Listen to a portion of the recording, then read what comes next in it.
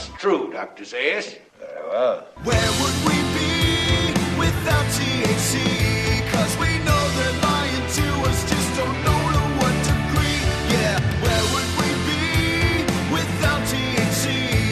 The Higherside Chat Show, Greg Carlwood and company.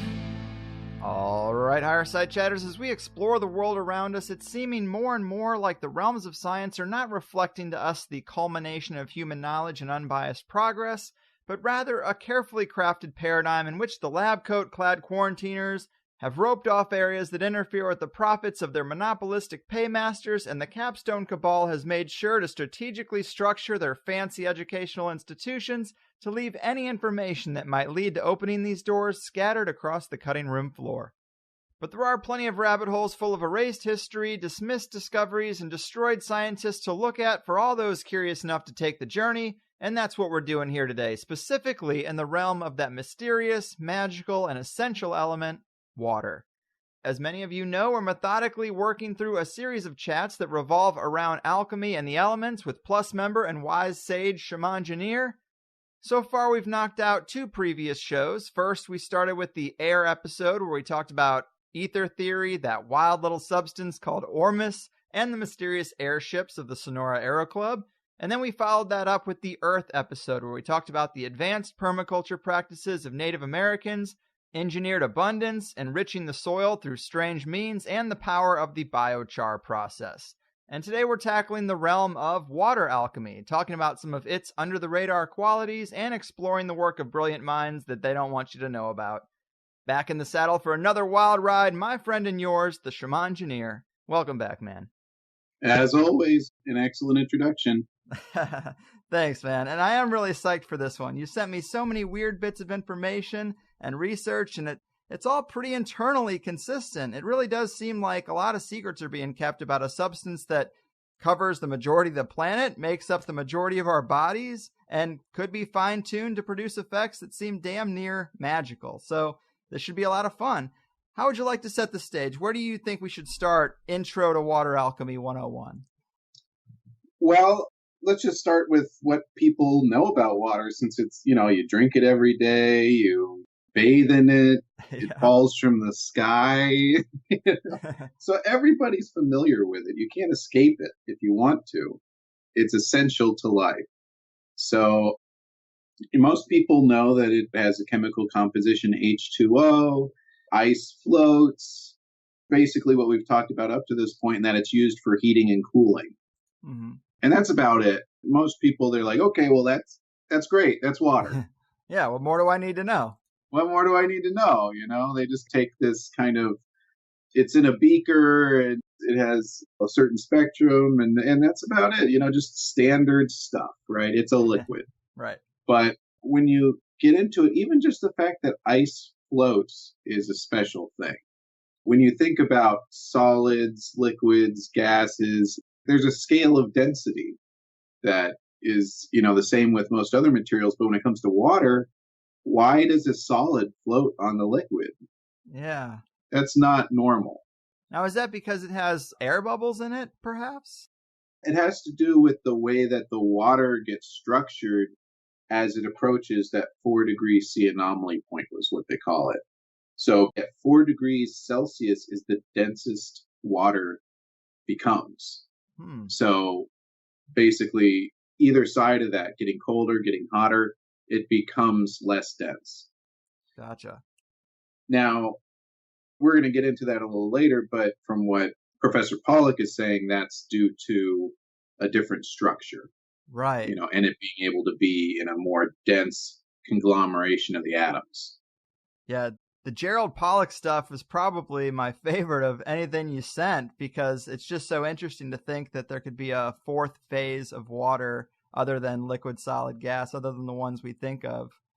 Yeah, well, I mean, I can't remember exactly when that goes back to, but I think maybe the 1800s or something like that. Like somebody postulated that there was a 4th phase of water. And there was also the polywater stuff that came up in the 1960s where they thought they found another kind of water, but then it ended up being dismissed because they said, oh, well, these huge changes in the properties of the water that we're seeing, that's due to contamination. And it's like, wait, if you're seeing huge changes in the properties of water due to a little contamination that you couldn't even detect initially, isn't that in and of itself interesting? Like, you know what I'm saying? So. Right. It just seems like that was another excuse. That was the swamp gas of its time, a reason to dismiss something that seemed really interesting that might have opened up other areas of science that they're like, you don't need to look there. There's nothing important here. It was just some contamination. Yeah, but if you think about just homeopathy on the face of it, that speaks to homeopathy having the possibility for making changes in the way that water's properties are manifested by very small amounts of things. Even if it gets to the point where there shouldn't even be a molecule in there, there's something going on there. Right. And that was one of the big things that was an eye-opener with this stuff, is because homeopathy is one of those areas that I have sort of come to dismiss as pseudoscience, as some new agey bullshit, because I've just been convinced by the mainstream. But now revisiting it, it seems like maybe there is something to it, because you shared a lot with me about DNA and water memory and how it can actually keep memory to a degree. And so maybe it's something more than just dilution, because I think a lot of people think of homeopathy and why they can dismiss it is because it's just dilution. It's just mixing it with water and then selling more. And you can see the capitalistic reasons why someone would do that. So that's partly why I've dismissed it. But I guess there's something to water that actually might enhance that or magnify it or in some way keep it working. So if you look at the basic structure of water, it's what they call a polar molecule. So that means that it has a side with a more positive charge and a more negative charge, which means that you can get these things kind of linking up, like those little monkeys in a barrel that you had as a kid. So you can have them kind of making different structures and hanging off of each other and kind of 3D conglomerations of water molecules in the bulk of the water. And from some research that was done by Luc Montagnier, he found that just using electromagnetic signals, they were able to cause water to reconstitute DNA when given the correct enzyme to restructure the DNA. So the information was actually in the water. Right. So there's a structure that is able to be built up by, and his hypothesis is that it's due to these structures in the water acting as resonant cavities and kind of entraining these electromagnetic signals into the water structure itself. Right. And just to give people a little bit of context, you shared with me a documentary that's about this research, and in it, I guess it's Luke's predecessor, but he dilutes DNA to the point of saying that it would be one drop in the Atlantic Ocean, and then they brought back the whole DNA strand or all the information just from the little pieces that would be in that water. Not even that. It's even more cool than that. Okay. So what they do is they have this sample of somebody with cancer, or it's HIV. It's somebody with HIV, because that's what he got his Nobel Prize for, this discovery of HIV. Right. And then basically what happens is they dilute that to a certain point. And I think he has the limit for what he found where they would still get a signal. And it's less than a lot of the homeopaths are using. So that might be part of the reason why some remedies don't work the way they're supposed to or something like that, because he basically found a limit to where the information was still encoded. But it was still that kind of dilution that you're talking about, which is massive. Mm-hmm. So basically what he did was he took that water where it shouldn't have a single molecule left. He put that on essentially a microphone going to the computer. The computer recorded a wave file. They were just using the pickup coil to pick up the electromagnetic signals that were coming out of the water, from what I understand. And then what they did was they sent that recording file, like you've got right now, recording my voice, and they sent that across the world to Italy from France. And then in Italy, they put a sample of water, just, water that hadn't had any contact at all with the previous water that was in France. And then they put that inside of a solenoid coil, essentially just a coil wrapped around the water beaker. And then they played back that file. And then what they did was they took that water that had that information encoded in it, and then they put in the enzyme that would be able to reconstitute the DNA. And then that is where the DNA came back, and they were able to confirm that it was 98% identical to the sample that was from Paris. Damn. So that's what they showed in that documentary. So that is a big deal. Being able to transmit information and reconstitute a DNA pattern on the opposite side, that's a big deal. Through water. And so what would like implications of that be, or what would be practical applications for it? Well, right now, I'm not exactly sure what the practical implications would be, but in theory, it's kind of like an aqueous transporter from Star Trek almost. It shows that information can reconstitute life in a separate area. So in theory, it's kind of like the first steps towards something like that, potentially. Huh. So how, I mean, just wild speculation, would that be helpful for someone who wanted to make a directed panspermia argument that something landed here and unpacked itself on a planet that's largely made of water? Well, as we start to get into some of the other research, I would say that it tends to lend to the fact that there isn't anything that's really that magical about water creating life. Right. So you kind of need the amino acids, which, they've shown that in the conditions of primordial Earth, that those building blocks of life were there. And then you need some sort of energy to get it to self-organize. Mm-hmm. And that's what we're talking about, is a self-organizational property of this. We're just talking about a coil around a beaker of water causing DNA to reconstitute. That's a big deal, Yeah. It's a big deal. And there's a lot of, obviously, the establishment has said, oh, this can't be true, blah, blah, blah. And so he's basically out of Paris now. He's in China. So he's doing his stuff in China. But they're doing a lot of this chi energy kind of stuff. So it's a part of their culture. To them, it's like, yeah, whatever. It's not as big of a deal as it is for us Westerners. Right. And you mentioned James Randi, someone that a lot of people would know as a famous skeptic. It was a different scientist, a guy named Jacques Benveniste. And, Randi helped destroy that guy's career in the realm of water memory by moving the goalpost repeatedly. They'd have it work, and then he'd be like, oh, well, I don't like this. I don't like this part of the experiment. You should tweak that. And they just tweaked it and moved the goalpost until it didn't work. And they said, see, it's just some bullshit this guy's working on. Yeah. And because people respect Randi for some reason, you can dismiss all these realms. Yeah. So, that's the sort of stuff that happens. Where with another form of research that would be more conventionally recognized, they would just confirm it. But with this, what they love to say is, extraordinary claims require extraordinary evidence. But no, I say extraordinary claims require the same damn evidence everybody else goes by. You don't have to change the marker as you go along. And that's why this stuff a lot of times gets dismissed, right, because of stuff like this. Yeah, man. And maybe we should go into the Gerald Pollack stuff a little more. Yeah, because people probably aren't that familiar at all. But he talks about easy water, the exclusion zone. What about his work is so fascinating?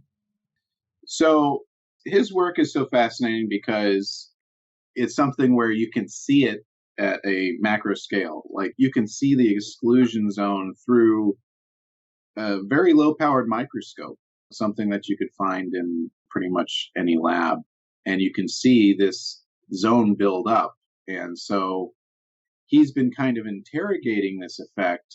And basically what it is if you put a barrier or a boundary in water and it tends to repel water. It's hydrophobic, like Teflon or something like that. And a lot of proteins are hydrophobic. Then what you'll see is this easy zone buildup, what he calls the easy zone. And basically what it is these sheets of water that are in a different molecular configuration. And basically it's these hexagonal sheets of water that are in a different molecular structure. And they're able to stack much more closely than the ice. And so when you're at this 4 degree C anomaly point, you get the densest stacking of these sheets. And then as they start to organize into ice, then they start to build up more volume and start to actually create the ice crystal. Mm-hmm. Yeah. And he talks about this fourth phase of water being a gel-like phase that I guess is just barely noticeable, or it's just on the surface of the water, I guess. He explains that the Jesus lizard that everybody has seen running across water, the common explanation is, oh, well, that's just surface tension. But he says the math does not work for it to be surface tension. There has to be something else going on. And that's his hypothesis, is that it's this fourth phase of water, this gel-like phase that would be, I guess, very thinly laid out across the surface of the water? Yeah. He's found that it's affected by light. It'll build up more layers in light. And actually, infrared light is the one that affects the most. But it also, I mean, what do they call that lizard, right? Yeah, the Jesus lizard. The Jesus lizard. So, it also has ramifications with respect to someone like Jesus, who is supposed to be able to walk on water. And there's other accounts of similar things happening. But what if it's due to a field effect creating a much larger, easy water sheet with a much higher strength, and somebody could actually walk on water? So he's just a magician. Well, I mean, you're talking about getting into the fields that create quantum effects and things like that when you're talking about this stuff. You're talking about what goes on behind the scenes of quantum physics, into the ether. Yeah, I did think that was so fascinating, too, that he talks about the relationship between water and sunlight, and that those two elements, they play off each other in a lot of interesting ways that we just don't consider, and that you could basically make a really good battery using just water and sunlight in the right configurations. He talks about basically a form of what I guess would be described as water photosynthesis, that maybe that even plays on our bodies, because what is in our environment more than sunlight and water? And for these things to have interactions that we don't really get that deep into, I mean, that's a fascinating and provocative area. Yeah, definitely. And, you can get into like sun gazing and things like that, potentially. I mean, that's kind of its own whole thing, but, Right. But maybe there is a mechanism there. I laugh. I think that is the goofiest thing. It's the sun gazing thing and the breatharians and people who just think, I don't need to eat. I'm just going to stand in the sun or look at the sun. There's that documentary, Eat the Sun, that's about that. But I mean, shit, maybe there is some kind of mechanism there, some type of water-based photosynthesis. Your body is mainly water, so why not? He mentions that saunas are so great for people, and we don't really know exactly why, and that this might be the mechanism. It's not light, but it's heat, and it makes you sweat, and there's just apparently something in there. Well, heat is light. It's just in the non-visible spectrum. Fair enough. Light is, X-rays are light. Radiation is light, Yeah. It's pretty compelling. And then kind of in line with that Jesus lizard thing, or someone walking on water, or there being a gel-like structure, he puts two beakers of water next to each other with water right up to the brim. And I guess he charges it with electrons, and then he pulls the beakers apart, and the water makes a bridge. Yeah. And that's so nuts, because you would think that water as a liquid just would fill its container, or as flat earthers say, it works to level itself out. But yet here we have a bridge made only of water. It's not supported by anything. It's just charged water. and he pulls it apart as far as 4 centimeters. And think about a 4-centimeter line that is just a water bridge. That's impressive. You got to think there's some kind of implications for that, somewhere further to take that. Well, I mean, he's basically building up these layers in a tube, and it's kind of like forming a pipe of water made up of these sheets. So it would actually be a very similar configuration to something like a carbon nanotube when you think about it. You know, there's strength there.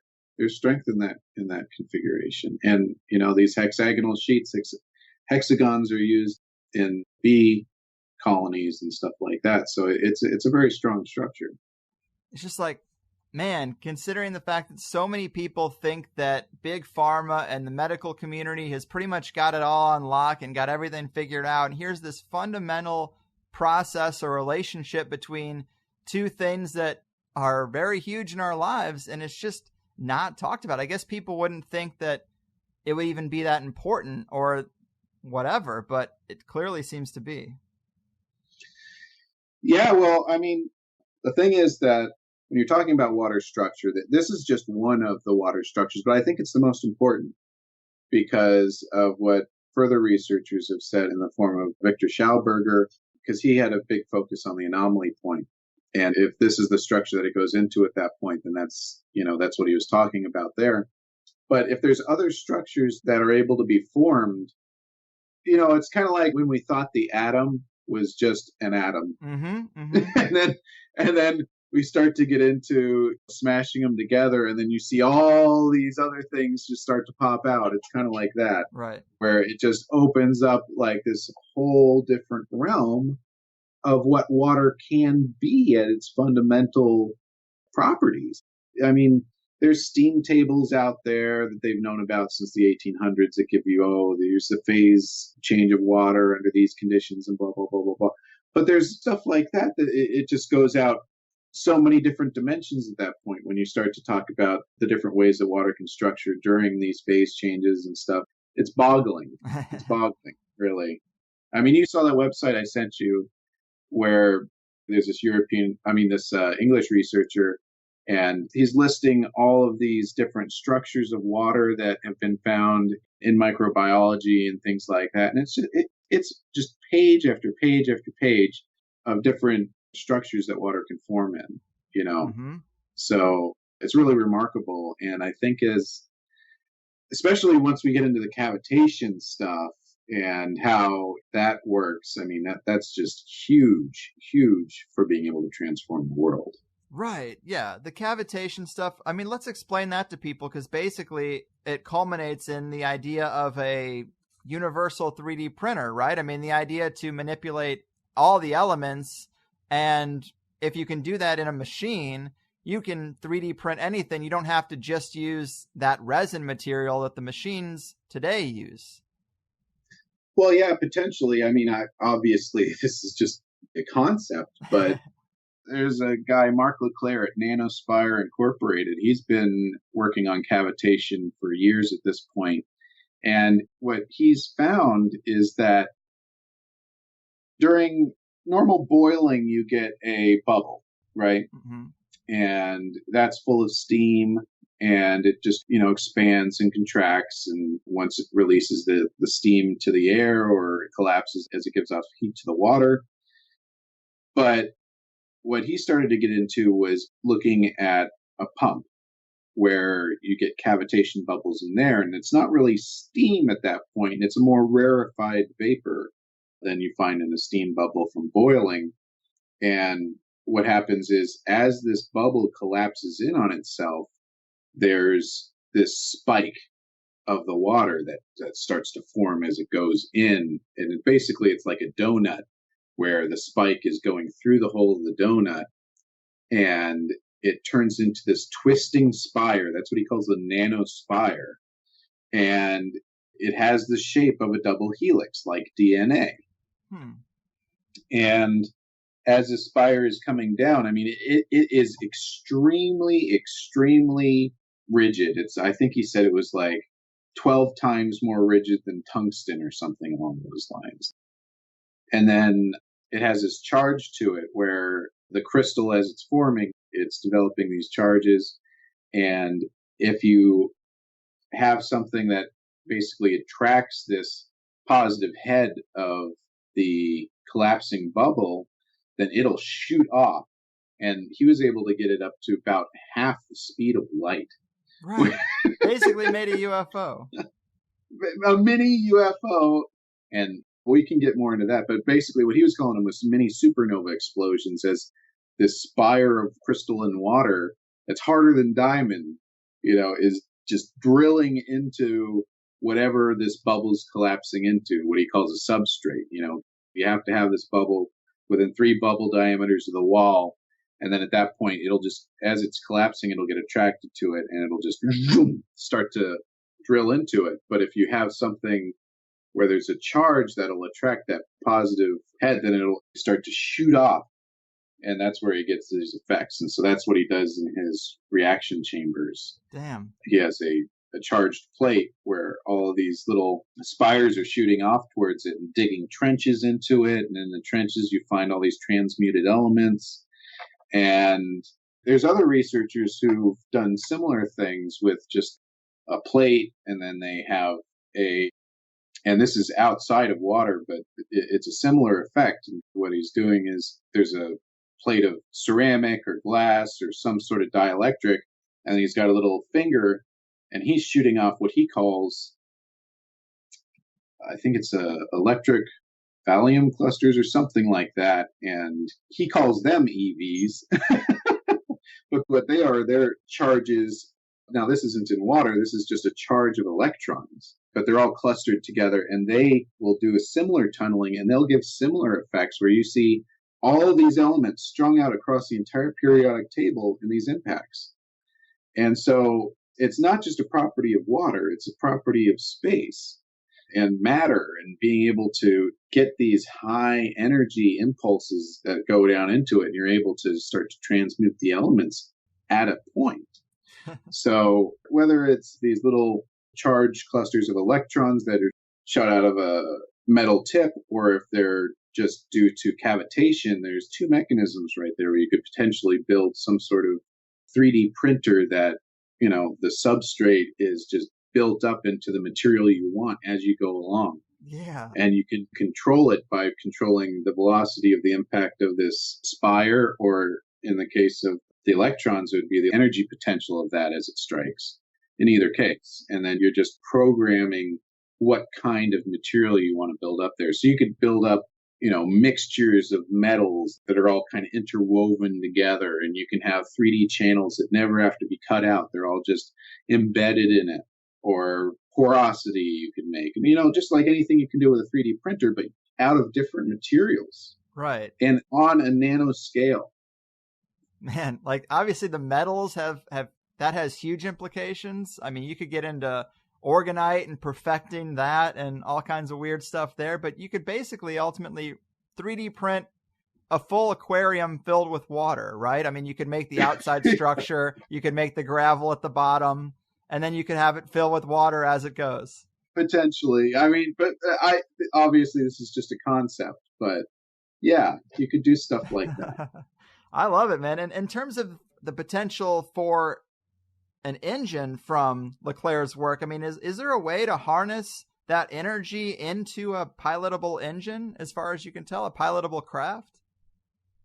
Well, so that's where we get into Moray B. King and his talk about hydrogen plasmas and using brown gas generators in internal combustion engines as a bridge technology into a free energy economy. So what he proposes is, being able to use these brown gas generators to create a hydrogen that once it gets introduced to the engine, you're able to turn into a plasma, and then that is actually what is driving the engine. And, this has been out for years, but he talks about how all of this happens. There's a self-organization of the plasma due to these effects where plasmas are able to self-organize. And that goes back to a Nobel Prize from the 70s. Perengone, I think, was the one who discovered that. And it makes it so that it's something where it's modifiable onto what we already have. So you don't have to go out and buy a $200,000 new machine. You can modify what you have. But the big barrier to this is just getting people to realize that it's possible and getting it so that it can't be shut down by these people who want to keep these things out of the public eye. Right. There needs to be some threshold where the knowledge that this is possible reaches out to enough people, and it becomes something where, like, we know it's there. We know it's available. Let us have it. Stop blocking it, Because they've had this stuff for years.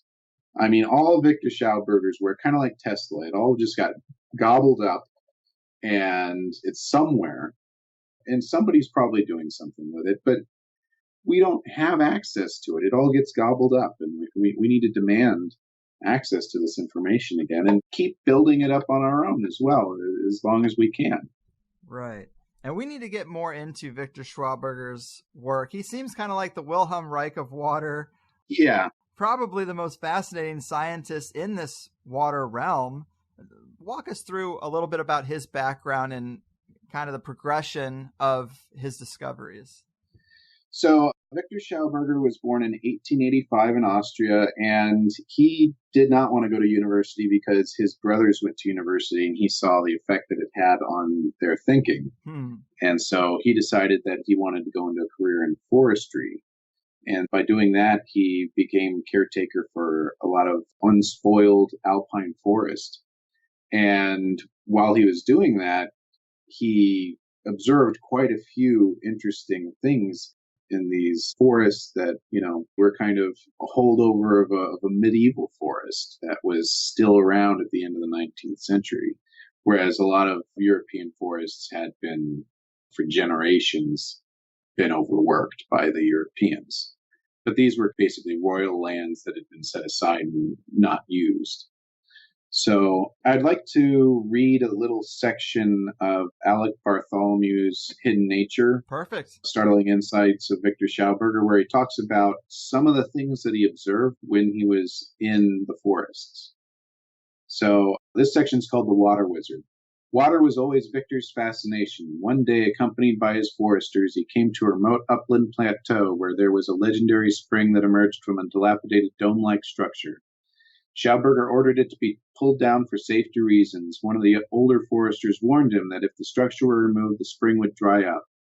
Taking note of the old forester's advice and as a verifying experiment, Schauberger requested the structure be carefully dismantled with each stone and its place marked. When Viktor passed again and 2 weeks later, he noticed the spring had indeed dried up due to exposure to the sun's rays. Immediately, he ordered the structure to be carefully rebuilt, and a few days later the spring began to flow again. This taught him that water liked to flow in cool darkness.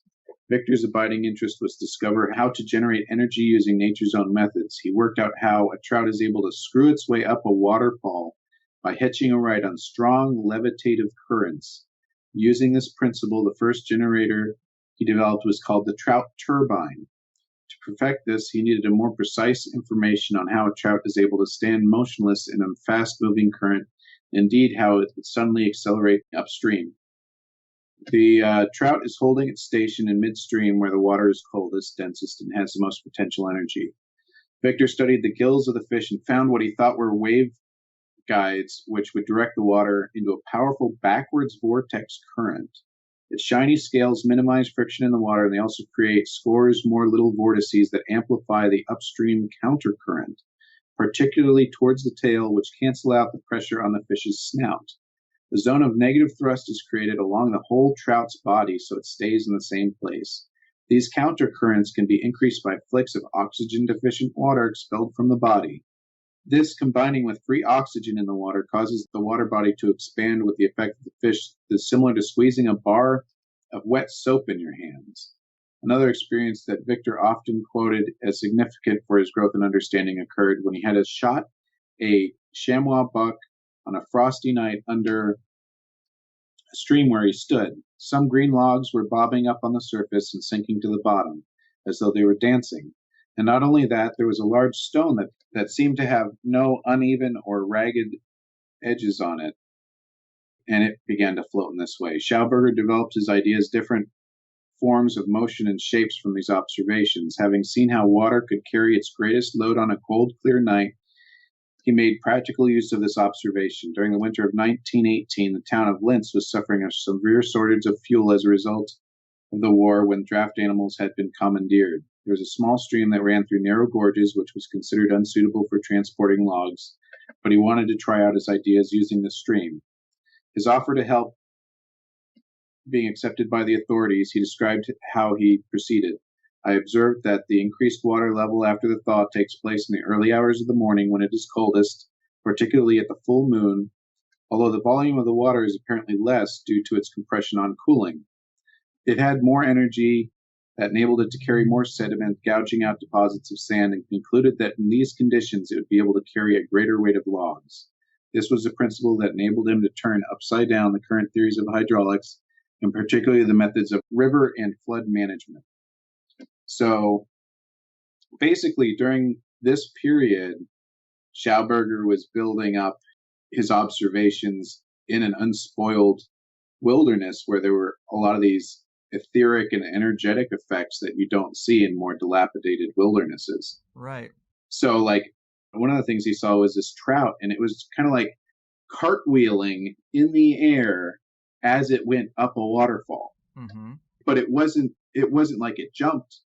It was just dancing in the air, and it's going up over a waterfall. It's riding these levitational currents. I mean, this is stuff that you just don't see today. Right, but it's right there in nature, apparently. Evidently it was at some point, but, I think a lot of our waterways are so damaged at this point that you don't see these effects nearly as much.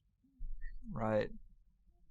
And you mentioned in that paragraph that you read, water would be able to carry more on a cold, dark night was one of his observations. And doesn't that counteract what we were saying about the Jesus lizard? I mean, doesn't that fourth phase or the gel phase, isn't it light would help that?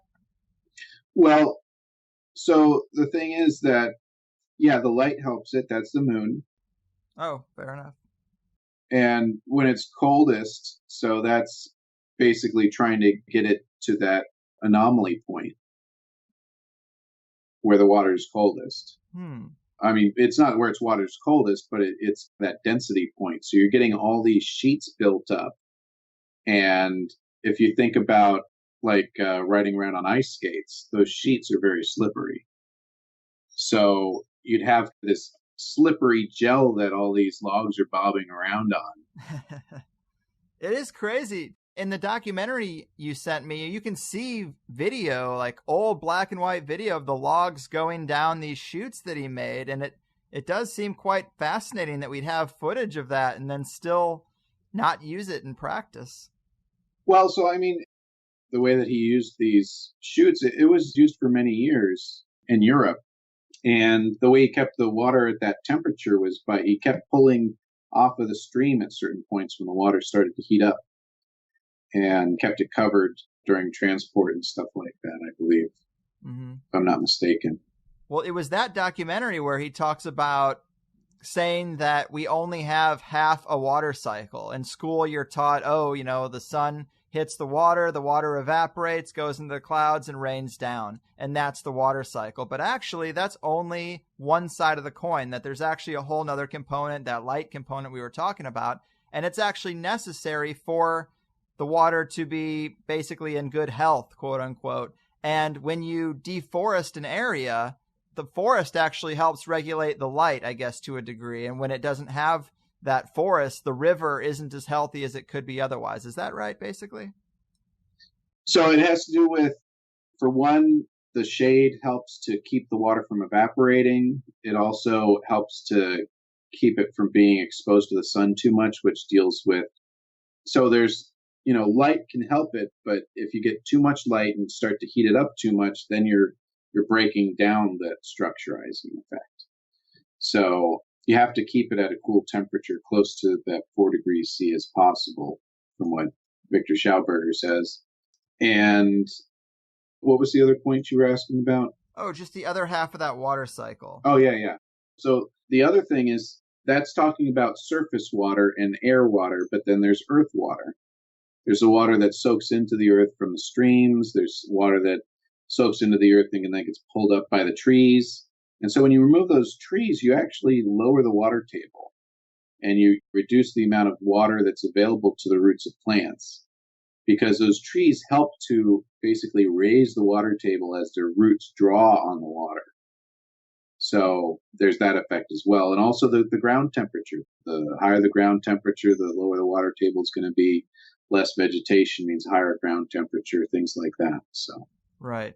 And that's so interesting. So I guess to give people a little bit of a visualization, or to make this easier, we think of the water cycle as, this loop where the water goes from its puddle up into the sky. And maybe we should think of it more as a figure 8, where it goes up into the sky, but then it comes down to its puddle and then goes down into the earth and has a filtration process or some type of process, and then would come back up to the surface and go back. Maybe we should think of it more as a figure 8 rather than one cycle that ends at the water puddle, if you're going to talk about a lake or a stream or a river or whatever. Well, trees are critical, like that spring that was covered by that old shack. Once that shack was gone, that spring dried up. Mm-hmm. And you see the same thing with trees and springs on mountains. If you get rid of the trees, that structure had nothing to do with roots or anything like that. That structure was just keeping the sun off of it. Right. But that was enough. It really speaks to the interconnectedness of everything, not only nature, but of course structures that we build. It's just everything is so integrated that one change, you don't even think about the implications of that. And especially when you look at the deforestation we've done, the changes we've made to the environment. We've trashed it, and it's more than just what you can see, because we don't even understand these mechanisms that are basically in ruin at this point. Yeah, and I think, if we're going to have any chance of being able to make it past the next 100 years or so, we're going to have to come to terms with trying, because we haven't tried to take care of the planet for the last few hundred years, really. We've just basically been looking at it as a big sink where we can dump wherever we want and, and be like, well, Mother Nature will take one for the team. You know what I mean? But we really need to start getting back to looking at ourselves as stewards of the land. There's kind of this baby boomer mindset of, I'm coming along, I'm going to take whatever I want, and that's kind of it. And it's just like, we need to get past that big time. It's just gobbling everything up, making everything disposable, saying, well, I'll get mine and whatever. That's not going to work. It's just not going to work going forward. We're destroying the earth to the point where we can't survive, and the earth can't survive. The earth will keep going, even if it's just, limping along for a few million years, and then it starts to chug again as ecosystems rebuild themselves. But, if we're going to be around, we need to really make some big changes and the way we think about our interaction with nature. Right. And just the eye-opening reality of rivers and just how many nuances and intricacies there are to the way the river flows. The documentary you sent, it almost makes it seem conscious to a degree. It's so interesting. And then I guess this guy Gorber is now making rock chutes in the river. He's basically putting big boulders in the river to try to carry on Viktor's work and amplify the effects of rivers, some of the things that we might have destroyed. And he talks about creating separate ecosystems because certain animals, certain fish require a certain water pressure and water flow to thrive in. Yeah. And you can actually make levels in the same river artificially using these natural principles. And it really just speaks to engineering abundance. It's just so damn cool. Yeah, so basically what he was doing was rather than building a concrete enclosure for the water to hit up against and just keep it contained sort of a strategy. Right. It's about, rather than doing that, you allow the water to be where it wants to be, but you just help guide it so that it doesn't get out of control. You put these boulders in place to help guide the central portion of the river and keep it from drifting too far one way or the other, the actual heavy flow. And then you make these smaller zones where it's not as turbulent. Fish can hide there under the rocks and stuff like that. And it gives these little pockets of areas where the fish can hang out and poke around and not have to be in the full flow of the river and stuff like that. So, But basically the idea behind that is that you can let the river meander, but you would keep it in like one set meander. You wouldn't let it keep changing over the seasons and stuff like that. Now, that's good in terms of us being able to live with natural rivers, but in terms of the land, it's still that meandering of the river, letting it wander around, had a big effect on the soil as well. So, we're still kind of letting nature do its thing to a degree, but you obviously can't have a river decide it's going to go through your backyard every other year or something like that. It's just, there's some constraints that we have to make in order to keep our society functioning and moving forward. We can't just say, okay, we're just going to tear everything down. But we have to realize that maybe we've done too much in some areas as well. Right. And maybe there's things we can learn to work synergistically rather than just trying to beat back nature the way we do in such a primitive way with big concrete dams and all the stupid stuff we do. And I guess that documentary is called The Secrets of Water, if anybody wants to find it on YouTube. But even in there, I mean, they talk about vortex generators and motors that could possibly power a house. Finally, we have Elon Musk talking about his batteries that could power a house. But here we have principles in nature just looking, well, things that you could derive from observing nature, apparently. And these mechanisms could do the same thing, and probably a lot longer ago. Well, I mean, Viktor Schauberger was talking about this stuff in the 30s through the 50s, the early part of the 50s, when all of this stuff got basically stolen by a Texas consortium with some German-sounding names in it. So right, that's another element for sure. That's so interesting too. The fact that right in that time period, we've talked about other things that involve German nationalists operating in early America, and here we have another possible thing where, again, it ties into the realm of sciences and suppression and Germans. Well, and I mean, there's also the fact that during the war, he was conscripted by the Germans as well. During World War II, he was working on the repulsine, which there's probably aspects of the Coenga effect in it, but also, from what I understand, there was also ionization of the air. And so he was working on anti-gravity vehicles for the Germans, and there's still models of these, and they look like these little UFOs. For people who aren't familiar, the repulsine is basically a anti-gravity engine. Yeah. And this is something that, nobody denies. Yeah, you can find pictures of it. Apparently, they have lost or misplaced, or someone's hiding the working engines, or Victor's last engine, and the documentary goes into that a little bit, that it's kind of a mysterious story of where it is. It popped up at a conference once, or some photos of it, some elaborate photos of it popped up at a conference, and then that guy disappeared, and who knows, but it's somewhere just beneath the surface. Yeah. All this stuff, it always seems to just kind of fizzle out into mystery, doesn't it? It does. So, but yeah, Viktor Schauberger, if we were just able to recreate his implosion chamber, which was this egg-shaped vessel with cooling tubes and stuff like that, and he was able to basically make clean water and make power. And if you just had that, that's enough for most people to be able to do a decent job of making a living without being held over a barrel. If you have water and you have energy, then you can make food, and you can make this and you can make that, and just having that base of something available that would alleviate some of the basics would go so far towards making the world a better place. But like you said, it gets gobbled up, disappears. Yeah. It's a sad thing, man. And on the subject of suppression with Viktor Schauberger's work in particular, I guess this Popple report is one thing that destroyed his credibility, or a good chunk of it, right?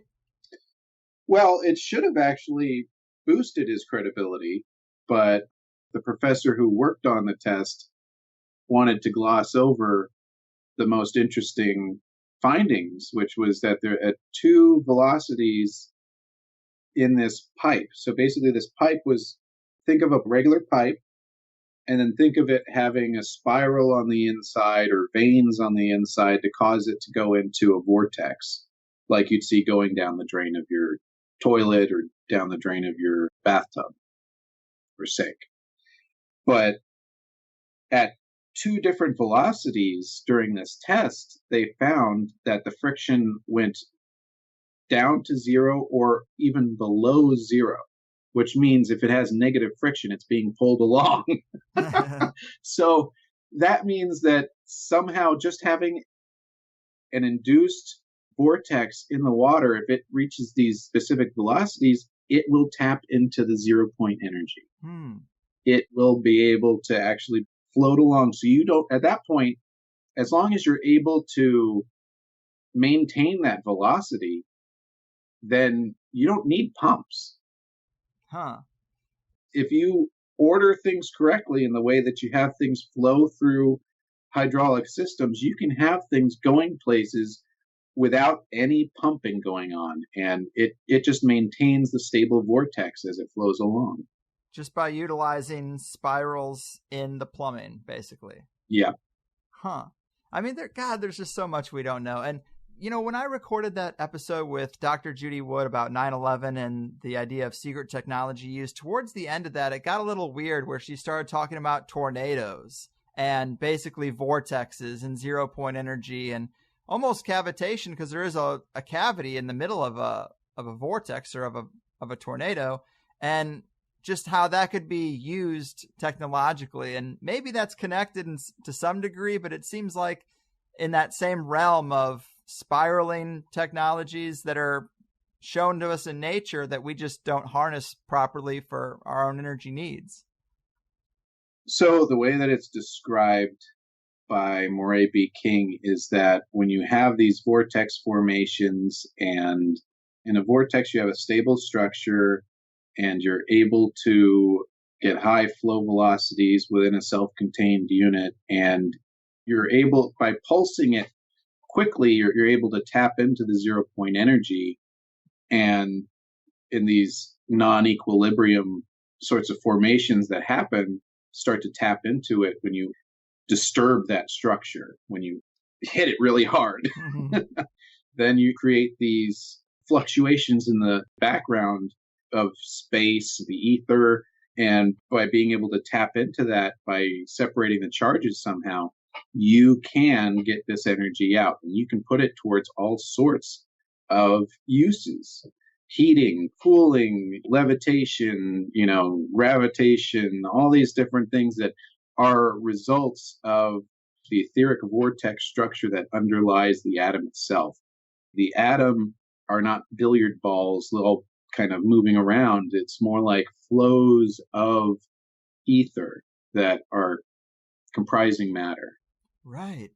Man, and yeah, because she was, with the tornado thing, she was talking about if you look at the aftermath or the wreckage of a tornado, you can find some very strange clues, like transmutated material or wood that's been embedded in steel, and just that same kind of stuff. Like, there's just weird things that happen, weird effects on matter within certain vortexes, and I guess it's just overlooked. I mean, it seems so fascinating that I want to look at more wreckage from tornadoes and see if I can find that kind of weird stuff. But I guess people just think, oh, well, it was moving at such a fast speed in that vortex. I guess it just went right through. But a lot of it kind of defies conventional logic, I guess. Well, what you're doing is you're kind of like unzipping the atom. Everybody knows that the atom is mostly empty space, right? Yeah. What's really holding this all together are these spins of these little, what we call subatomic particles, but what they really are these small forms of stable vortices of the ether. And as you start to have this entrained ether that's spinning, it starts to make all these other spinning things change how they're flowing and moving. And so then you can get atoms interweaving with other atoms as this stress in the ether is embedded across the area. And so you're getting into all this weird stuff like the Hutchinson effect and things like that, And you could go back to Project Rainbow and the whole, what was that ship that they had disappear and then reappear? The Philadelphia experiment. The Philadelphia experiment and all that stuff. So the Eldridge. Yeah. I love it. I guess this would be the kind of stuff that would comprise the scientific field of alchemy and transmutation of matter if that was on the table whatsoever. Well, you do have transmutation of matter. It's just it's only allowed by fission and these certain, they constrain everything so tightly that this is the only place you can look for this. Anywhere else in it, it defies physics. But really, you can't hold observation to theory. Mm-hmm. Observation has to lead theory. Yeah. And we talked a little bit about this off the air, but it does get into that weird realm of our backwards nature to our sciences. Like they're almost all the methods we use are opposite from nature. The implosion, explosion, fusion versus fission, integration versus degradation. And I find that interesting because of shows about science being derived from dark forces, episodes with guys like Chris Knowles and the whole Lucifer's technology perspective. Like if there was a group of trickster entities inspiring technological progression down a negative path, this sort of syncs up with how opposite our methods seem to actually be from natural processes, couldn't you say? Well, that's exactly what Viktor Schauberger said. He said, if you want to know the right way to do things, do it the exact opposite of the way we're doing it right now. And what he was talking about was the way we make energy is by blowing stuff up. And the way we handle politics is by blowing stuff up. It's coming from the same mindset. Yeah. So when you look at everything, whether it's nuclear power, except for say like, solar cells and stuff, that's a different mechanism. But most of them are basically converting heat into some sort of rotational energy. And whether that heat source is coal or oil or whether it's the nuclear reaction, it's all driving heating steam. And then once you heat that steam, you put it through a turbine, and then that turbine runs a generator, and that generator gets you what you need in terms of power. But it's all this explosion energy. And what Viktor Schauberger was talking about was a form of implosion energy. So rather than things diffusing themselves, expanding radially, then they're infusing themselves as they contract radially. And you get a buildup of structure rather than a degradation of structure. And it's what he called the science of ectropy versus entropy. That's one of his own words. And he had a lot of those. So I'm not going to really go much beyond that because they get really confusing. Right. Fructogens and dynogens and, stuff that it takes too much to lead up into the describing his verbiage. But fair enough. Like you've said, there have been scientific councils that sort of battled it out and decided where science or medicine was going to go and where it wasn't going to go, right? That's happened. Yeah. And it's the same thing with trade councils and stuff like that. These are the ways, Council on Foreign Relations, Council on this, everything, this is the way that they guide things from the top. Mm-hmm. This is how this top-down structure commands what you can work on, what the boundaries are. And that's critical to keeping this stuff controlled. They're starting to, I've sent you some articles before, and they're starting to kind of let the genie out of the bottle with some of this science, but they haven't completely let it go, and they aren't going to ever talk about the stuff that's gone on in the past. What they're looking at are finding ways to have this sort of stuff released in a controlled manner where they control some aspect of its production so it's still under their purview. Right, of course. So by framing it very narrowly in terms of this is an acceptable scientific understanding, you can say, well, this free energy device works because we can control this aspect of the manufacturing process or this or that. But this other one doesn't, even though they're working on the same principle. So that's, that's a lot of how this keeps people from really thinking about it. It's just you frame it in such a way that that violates the second law of thermodynamics, even though there are Nobel Prizes and stuff like that that talk about things that violate the second law of thermodynamics, Exactly. You just make the box, the parameters, and then you just say, well, nothing can exist outside of here, so why even discuss it? Yeah. And that happens a lot in engineering. I'm sure. Specifically, because they don't want them to think about, the ramifications of 0-point energy in physics. It's something that is known in physics. But if you keep the physicists from talking to the engineers too long, then the physicists won't come up with a way to actually tap into this stuff, and the engineers won't realize I need to think about how to tap into this. Yeah. Because there's the people who come up with the science of it, and then there's the people who create the devices that use it. Yes. And just keep them separated, like Offspring said. Yeah.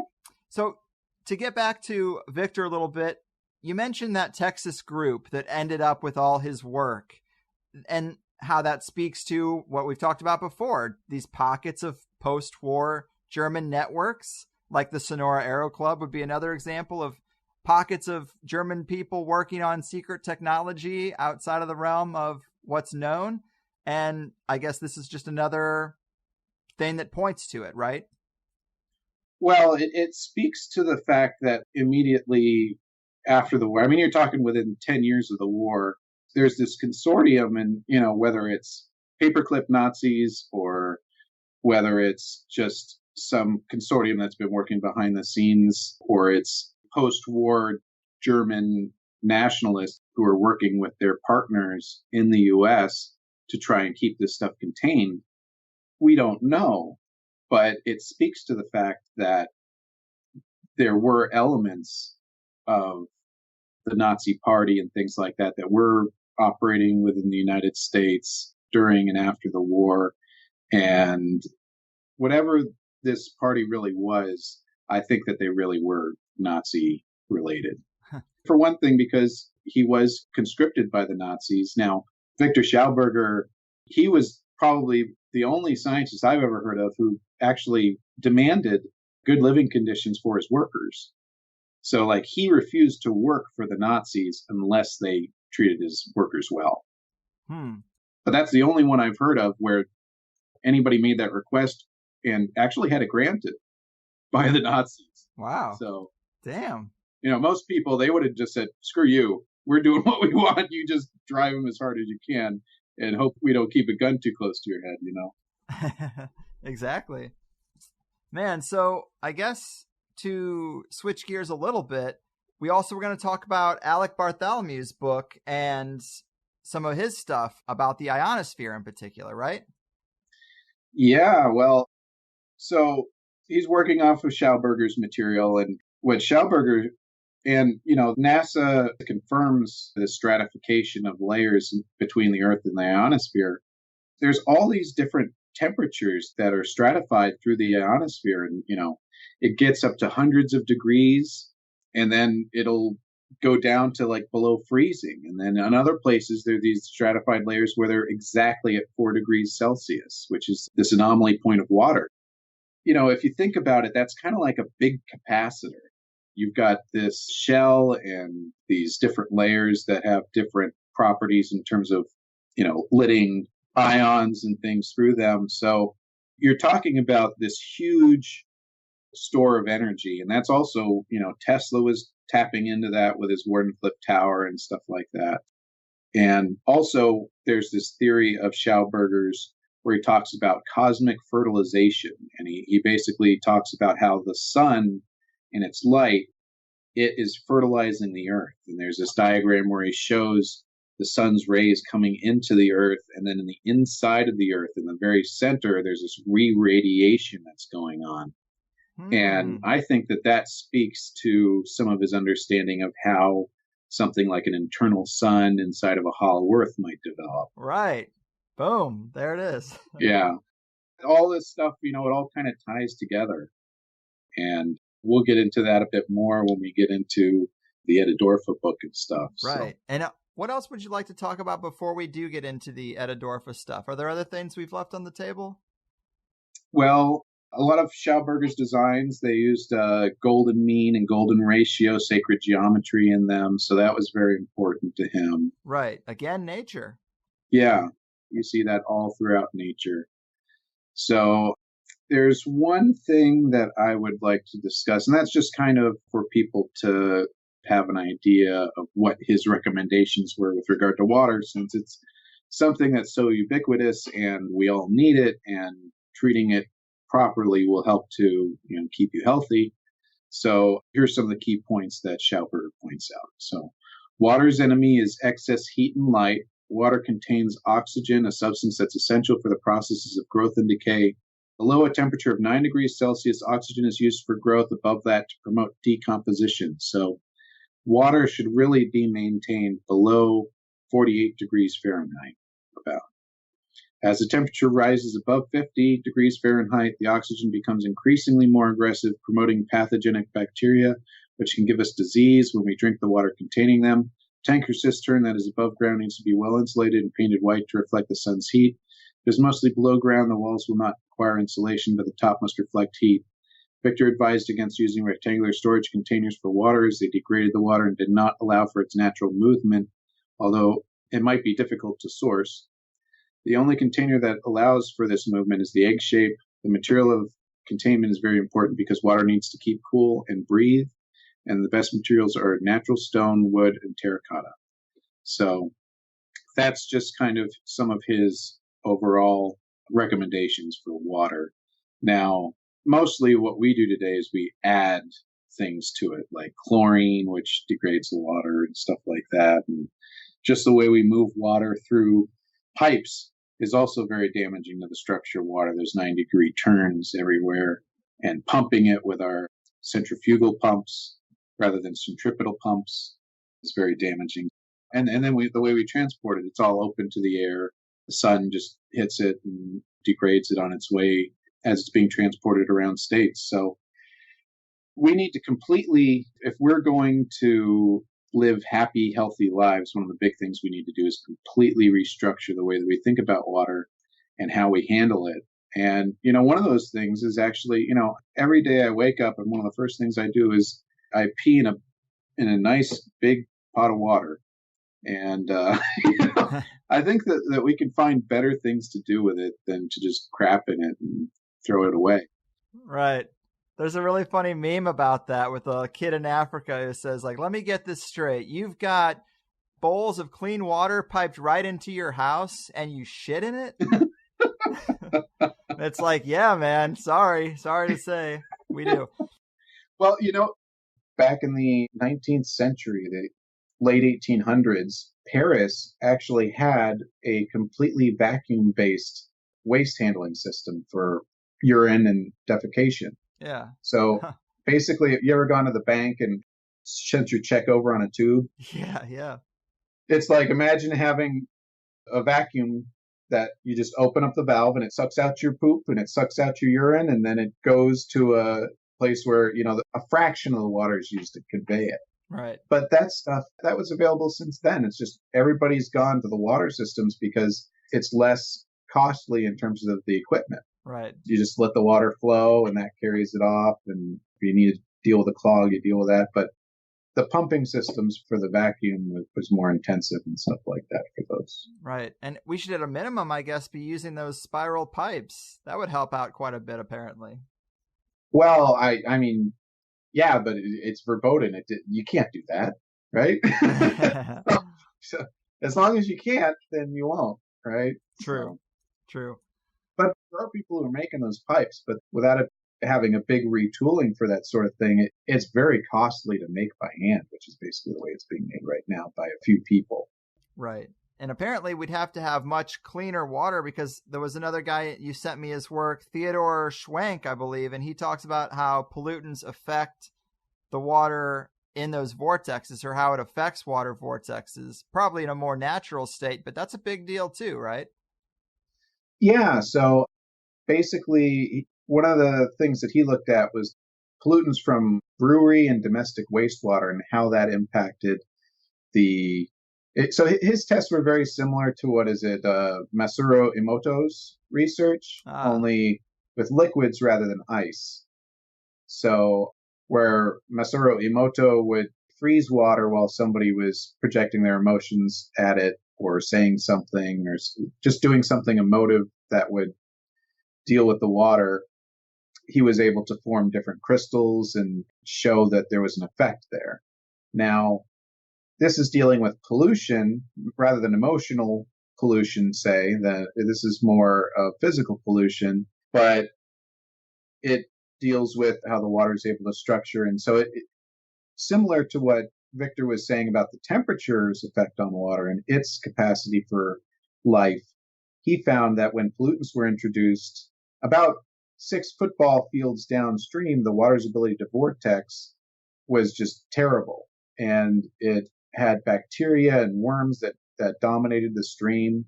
So there wasn't much in the way of higher ordered life that could actually withstand living in that water. Yeah. So about a mile downstream, he found that the water was beginning to have lateral structure forming. What he'd do is he'd drop a little drop of this water, and then he'd have a picture taken at a certain point. And he kept doing those tests over and over again to see what happened when the water fell into a pool of water and how the vortex structures form, because that deals with the structure of the water. And so by about a mile, he started to get some lateral structures, some side structures on the drop as it dripped into the water. And that's where larvae of insects started to develop. And a large part of the substances that were introduced had been degraded. So that kind of speaks to Viktor Schauberger's idea of water needing to chew its rocks. Like, he talks about water like it's living. He said that it needed to chew its rocks. So there was like a degradation step that needs to happen in the development of water, where it's transforming these materials into a less ordered state so that it can build it back up again. Mm-hmm. And so that's part of what's going on during this introduction of the pollutant. So the pollutant is being degraded and broken down. So it's mostly broken down within a mile. And then the water starts to develop vortices around 2 miles. Algae start to develop, and aquatic animals are able again to inhabit the stream. And then by 5 miles, it's basically back to where it was in terms of the ecosystem being restored and not really seeing the effect of those pollutants. Now, keep in mind, this is just organic pollutants. So domestic wastewater, brewery water, so you're talking about yeast and food particles and stuff, like nothing really that damaging or toxic. Right. When you start getting into stuff that's even more toxic, like oil and, different chemicals, then you're talking about stuff where it might take a lot longer for it to become degraded. Yeah, I mean, even the natural stuff is showing a huge influence. That alone is enough to be like, hey, why don't we stop that? I mean, you're damaging miles of the river. You don't think about it, I guess, because you're like, oh, well, it's relatively clean water we're injecting into it, but not from the river's perspective. Well, I mean, we aren't breathing it either. Right. You can have it on your hands. It's not toxic or anything, but try and breathe that water in, with all the food and stuff like you'll get fairly sick. And we should also probably break down Dr. Emoto's stuff a little bit, because I'm sure people have heard of it, or once it's explained a little bit, they'll be like, oh yeah, I remember hearing about that. But it's something that science has thoroughly dismissed. I wouldn't even say debunked, because of course we don't think that. But I did consider this fairly hokey. Like, I can't ration in my mind why this would work, or at least I had a hard time doing that up until we started talking about this show. But talk about Dr. Emoto and what he did exactly. Sure, yeah. I'm sure most of your listeners are familiar with this. Most people have heard of it and just kind of like, whatever. But he would freeze water while subjects would pray, say, or otherwise provide intent for the water sample. And then he would also play music samples as well. And the crystalline water structure of the frozen ice would then show different shapes or patterns based on the words or the structure of the music. And words that invoked empathy, love, beauty, would produce highly ordered and intricate structures as well as classical music. And words that invoked aggression, pain, or fear would produce ice that was seemingly disrupted and formless in its crystalline structure, as would heavy metal and things like that. And so there's one thing I found that actually supports that with scientific theory. In 2012, researchers at Stony Brook University concluded that the volume of water of ice depends on the quantum zero-point motion of the H and O atoms in an opposite way from normal materials. Crystals shrink as they are cooled, but because of zero-point motion, shrinking stops before reaching temperatures of absolute zero. And so they called this quantum ice effect. And so that there are quantum effects that are going on during this freezing process. So the potential for those quantum effects to help order ice crystals, there's starting to be some theory that could support that. Man. His work was done, I believe, in the late 90s or something like that. But just now we're starting to catch up with what might be the causes. That's so crazy to think that you can take ice and you can say, I love you or fuck your mother, and the structure of the ice changes, I guess, to a degree. That's basically what he's getting at, is intent. Negative or positive emotion actually has an effect on water structure. And that, to me, always just was like, nope, I can't go down that road. That just doesn't make any fucking sense. But you introduced to me the other day, you were talking about those early alchemists and how they used to talk about the mind element to transmutation, that there was some type of mechanism there. There was some kind of mental process that had an effect on what they were doing. And you could say that before they had the technological ability, the mechanical ability to do some of these things, there was a mind effect that people of a strong mind could maybe be better alchemists. I just think that it makes a little more sense now. It's kind of mind-blowing, man. Yeah, well, they called the mind the inner fire. And so when you read a lot of, all this stuff's encoded and it's really hard to decipher. But that was one of the things that stuck out to me, was they keep talking about this inner fire. And to me, that speaks to, this quality of the mind where you can be a projected consciousness outside of yourself and go different places, like remote viewing and things like that. And they've actually done experiments where they've had photomultiplier tubes at the target of something that was being remote viewed, and they found that they could detect light. So when somebody was remote viewing something, they could detect light with a sensor. Huh. And it was very, very small, but that showed that there was something going on there. And so I think that our consciousness, by injecting intent, especially once you start to get into kind of altered states of consciousness, you'd be able to open up this pathway between the conscious and the unconscious a bit more. Then you're able to take processes that would normally be impossible, and you start to skew the way that these lower level interactions happen on an aggregate scale, and you're able to make reactions occur that would normally be impossible. And so, it's something that I think is really at the root of our reality to a degree, but it also gets into alchemy and magic and all this other stuff that we like to talk about. Yeah. This is just so exciting for me, because a lot of the stuff that gets talked about on the show I've been into for maybe a decade or more, and this is just pretty fresh. And there's so many people who try to talk about alchemy as, oh, well, it's all just symbolic language and it's about strengthening your mind. Yeah, strengthening your mind so you can do some real shit. Strengthening your mind so you can have some scientific effects. And it's almost like that's the disinformation. To say that there's no way, there's no area where alchemy touches real science is like, get out of here. Well, I think a lot of people, especially in the New Age world, they like to think about everything being in your head to a large degree, and, our perspective, and, There's a lot of, let's say, manipulation behind the scenes when it comes to the New Age perspective on the whole, in terms of different institutes that have been set up who are being funded by the Rockefellers or this or that, and, stuff like that. So I think there is this tendency to keep it to the self-help realm, because a lot of that stuff is just kind of like the self-help realm. And, if I just envision that my life will be better, it will be better, and kind of keeping it in this fantasy mentality. Right. Keep it in areas where the results cause people to actually dismiss the phenomenon itself and the entire body of work. Yeah.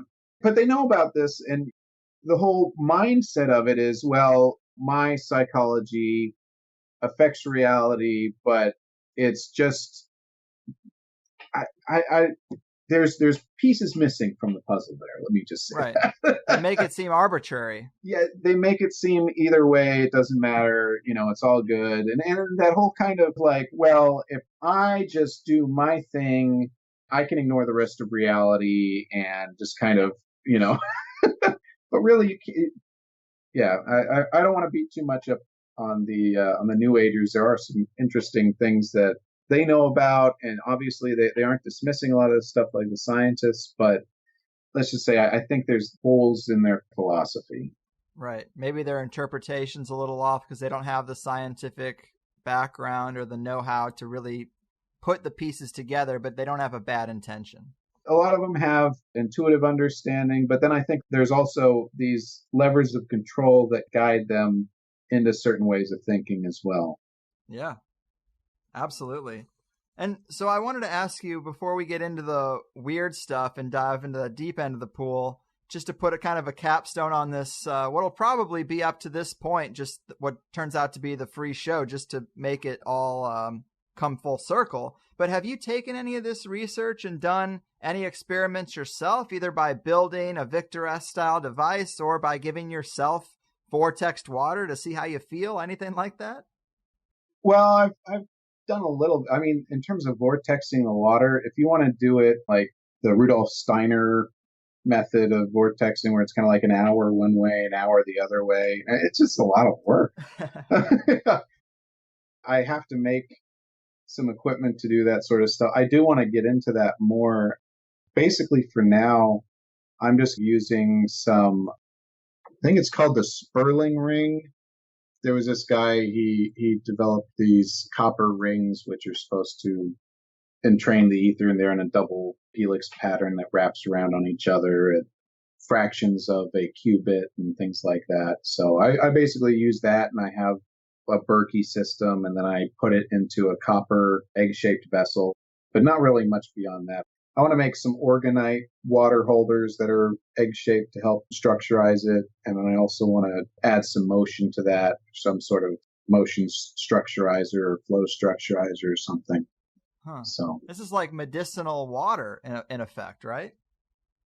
Yeah. Well, to really get it up to that level, you need to start looking into adding minerals and things like that, which is what, basically when Schauberger had his system, he had it where you added like a little packet of minerals and then it would flow all around. It had carbonic acid and stuff added to it to help break down the minerals and stuff. So he went way above what I'm thinking of doing anytime soon. But, that would be wonderful. But, all that stuff takes a lot of work. Yeah. It takes a lot of work. I mean, it's not hard. It's very simple stuff, but none of this stuff is sitting on the shelves. I mean, just even finding a vessel that's egg-shaped of a decent size is hard enough, Yeah. It's just so sad because obviously we know the water that's pumped into our houses is polluted, in some areas worse than others, of course. But then even the water we get generally is in these plastic bottles, and there's been more than enough research to suggest there's trace amounts of plastic in those water bottles is seeping into the water. So like, the building block of life, the only sources we have are all just dead and polluted. Yeah. Well, and then there's fluoride. Oh, of course. Yeah. Add it to the pile. Yeah, that's a whole nother get into there. But yeah. Yeah. So if there's any hope for people living happy, healthy lives is something that's going to have to come under scrutiny. Mm-hmm. It's going to have to. And, when it comes to the work of Joe Pollack, this EZ zone, that's just the first start of his stuff. He goes into how it deals with protein folding, cellular function, muscular contraction, cellular division, microtubule polymerization, mitochondria development, chromosomal development in the cell. So water structure plays a huge, huge impact in every single stage of cellular development. Yeah. There's a rabbit hole there. Yeah. Think of it as like almost the electrical muscle of the cell, this pulsing, and you start to get into kind of orgone. And one thing I should mention is I misspoke in the first series when I was talking about Wilhelm Reich and his creating of these little bions. The bions weren't really bacteria. They were just kind of like these vesicles, these little spheres of material that was pulsing, and it gave off this light.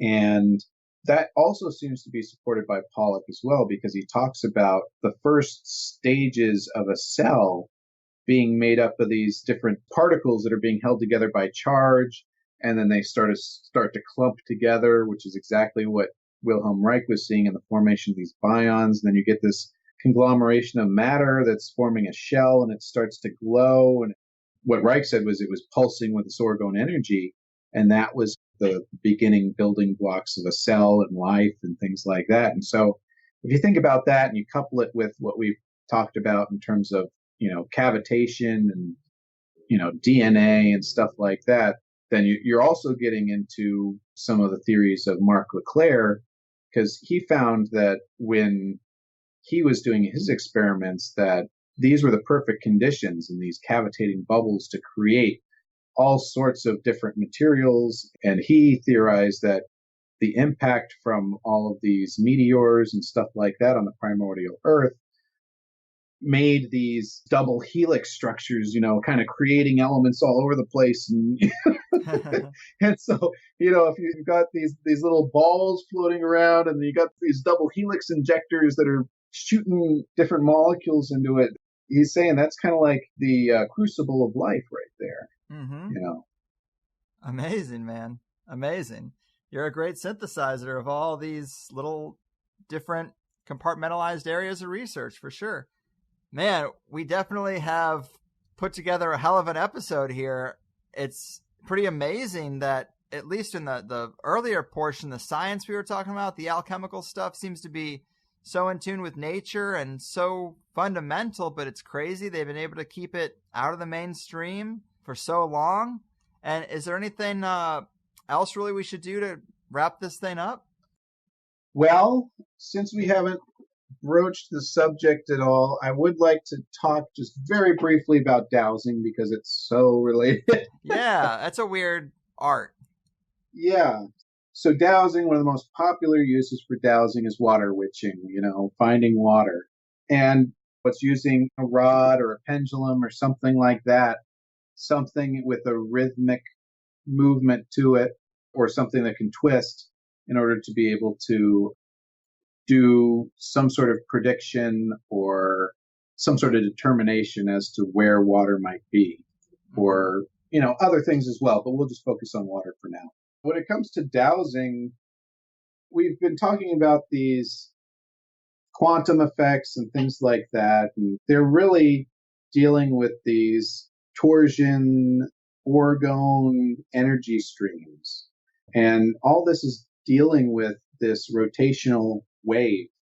And so when you're dealing with dowsing, one of the big things is that there is evidence that there's something going on outside of just the person manipulating things with their hands. There is an outside force that seems to be developed. So just a quick little speaking to that, there's this book called Aqua Video, Locating Underground Water by Vern L. Cameron, and that's specifically dealing with his aurameter dowsing rod. It's a doodle bug. A doodle bug is basically a kind of a cross between a dowsing rod and a pendulum, where something bounces around as it can spin and and find things. So Measuring the deflection of a dowsing rod. On May 1st, 1963, exhaustive scientific tests proved conclusively that a powerful force outside the human body actually pulls the dowsing instrument in the presence of underground water. The test was conducted by qualified scientists at the suggestion of the Institute of Radio Engineers, for whom Vern Cameron had given a lecture demonstration at the IRC Hall in Los Angeles. Alvin Kaufman for the Litton Company of Engineers and assistant arrived at Mr. Cameron's Elsinore home with a sensitive electronic recording machine designed to record by means of two moving styluses on a 4 1/2-inch paper tape. This subject was covered in detail by James Crenshaw in a February 1965 article in Fate magazine. The specifically built device was a 12-inch aluminum arm with a vise at the top. A rheostat or potentiometer mounted at the bottom carried a heavy pendulum to register the slightest deviation from vertical or from whatever position the arm was held, with the dials adjusted for zero reading. The torsion beam bending bar, two styli trace the record of the action of the switch as well as the attitude of the bar and switch. The machine was set up to have a small cold water stream Cameron had doused beneath his driveway. Wires ran to the water clamp carrying a forked switch Cameron cut from a nearby fruitless mulberry tree. The first switch, while good for normal hand use and dowsing, kept twisting off the arm of the twig when clamped in the vise. The opposite end of this switch was carried on Cameron's open, upturned left palm. The torque on the first switch was not great enough with only one end to support the crotch, so Cameron cut a much stronger switch about 18 inches long with a 1/4 inch diameter at the clamp.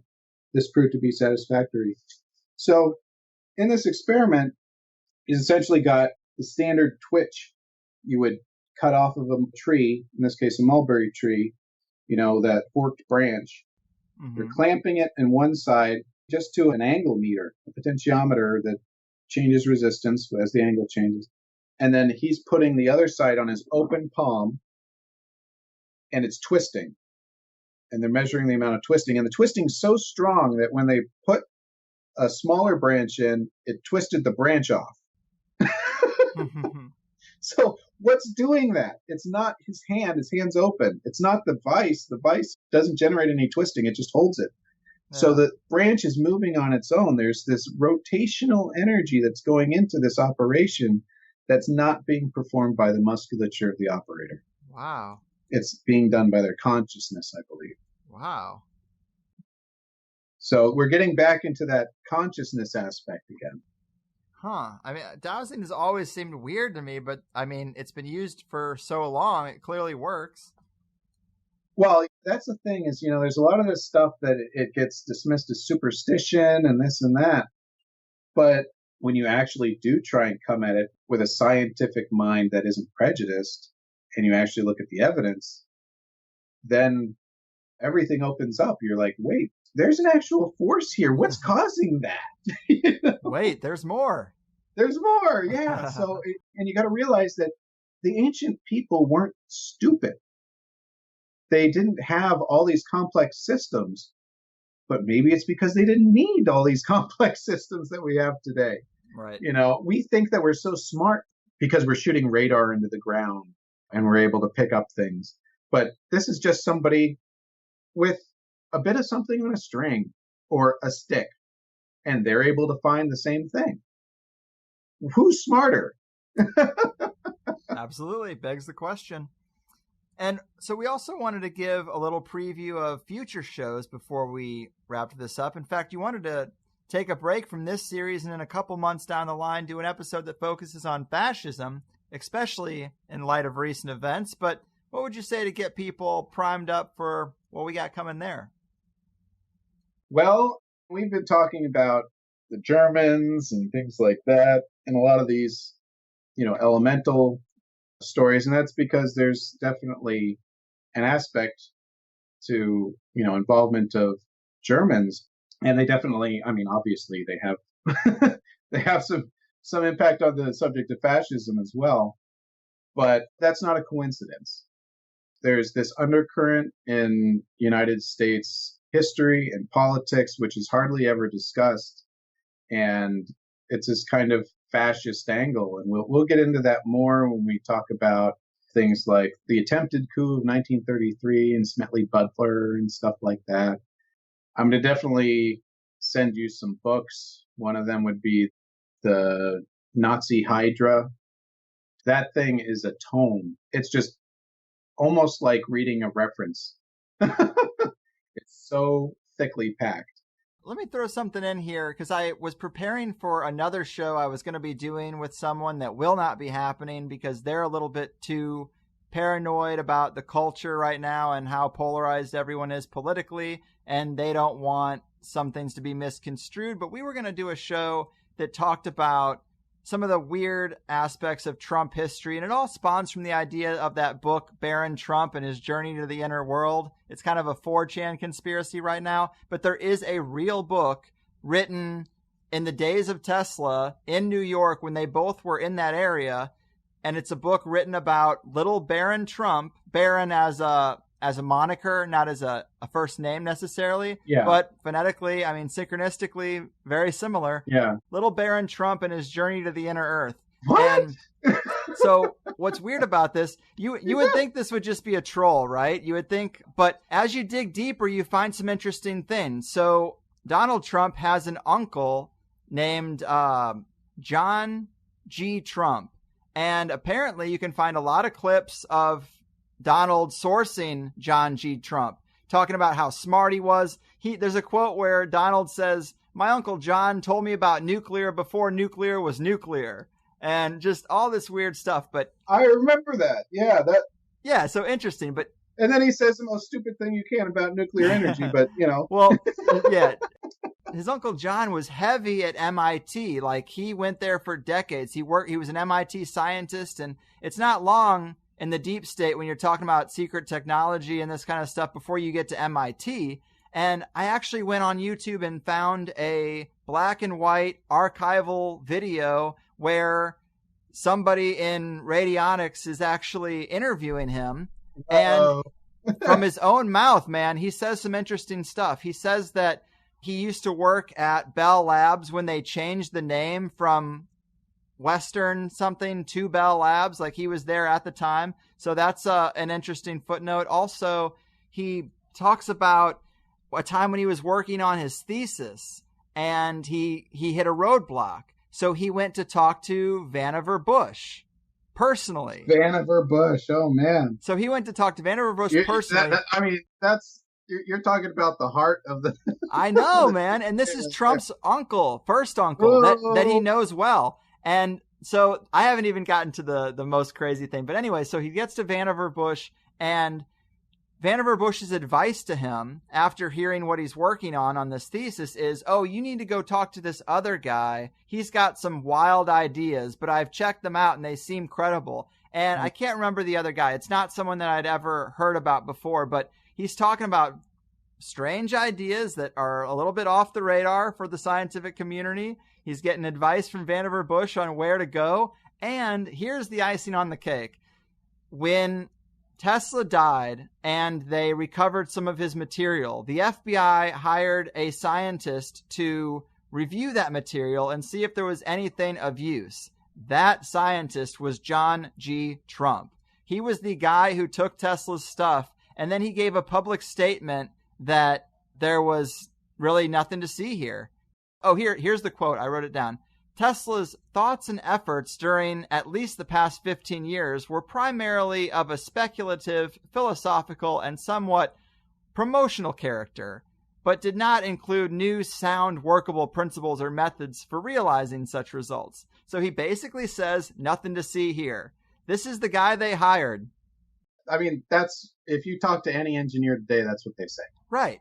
So there's the speculation that John G. Trump actually took Tesla's work and kept it private and publicly said there was nothing to see, and that the Trump family is time travelers, and that little Baron Trump is actually Donald Trump in the real timeline, and that he's gone back in time, gone to the inner earth, had this book written about him using Tesla's material.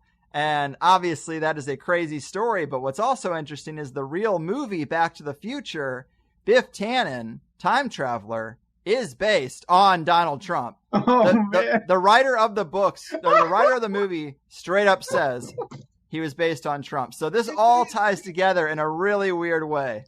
Wow, we have to go there. Second half that we have For to sure. go there. Absolutely. We'll hit up Beastmen and Gods, but we'll have to do both of them in the speculative portion. Absolutely, man. So fascinating stuff. I love it. And of course, we're going to continue the alchemical series after we make that pit stop at fascism. But this has been a great time, man. I'm really loving these episodes. Well, I'm glad to hear that. I hope everybody else is too. I think so.